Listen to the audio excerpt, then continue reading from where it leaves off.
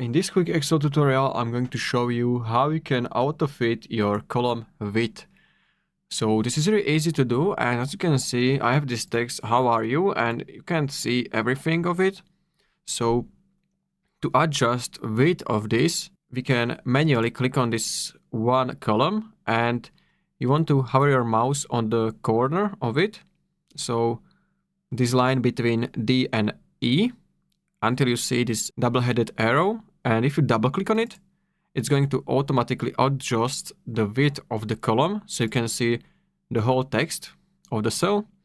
And if you want to adjust the width of all columns in your spreadsheet, you want to click on this triangle over here. So this is going to select all of your columns and rows.